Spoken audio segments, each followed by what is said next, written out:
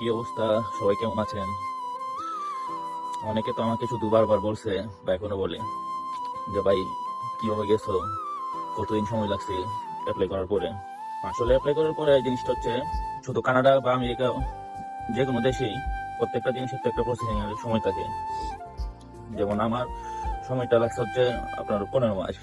হয়তো আপনারা নেটের মধ্যে দেখতে পারবেন 9 মান্থ, অনেকের 9 মাসের মধ্যে বেশি হয়ে যায়, কিন্তু আমার চোখে আমি দেখি নাই।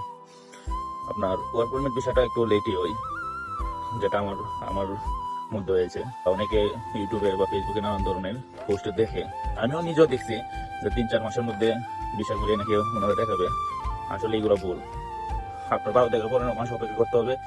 জন্য এই জিনিসটা যেমন আমি করতে পারি নাই। আমার তো একটা ইচ্ছা ছিল যে কবে আসবো, এত বিরক্ত করছি আমার বন্ধু জামাইকে, যেটা বলার বাইরে।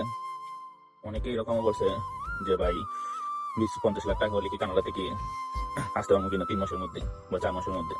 আরে ভাই, এটা যদি এমন হতো তাহলে বাংলাদেশের মানুষ আর বসে থাকতো না। বাইরের ব্যাপার নিয়ে যখন আপনি ঘাটাঘাটি করবেন, তখন আপনার যে কোনো দেশে, শুধু কানাডাতে না, যে কোনো দেশে আপনার অ্যাপ্লাই করার পরে আপনার এই জিনিসটা মাথা রেখে একদমই বাদ দিতে হবে। যে কাজই বাংলাদেশে করে না কেন, এই কাজ নিয়ে করে রাখতে হবে। তখন দেখা গেছে এই 12-15 মাস বলতে বলতে চলে যাবে। কারণ এখন আপনার কাজ আপনি যদি না করেন, যদি বিদেশের ব্যাপারটা নিয়ে আপনি বসে থাকেন, তখন এক পর্যায়ে আপনার ধৈর্য হারা হয়ে যাবে। যেমন আমার ব্যাপারটা এরকম হয়েছে। অনেক কাজ বাদ দিয়ে আমি শুধু বসে আছি যে কবে কানাডাতে আসবো, আমার স্বপ্নের দেশ, আমার ড্রিম কান্ট্রি।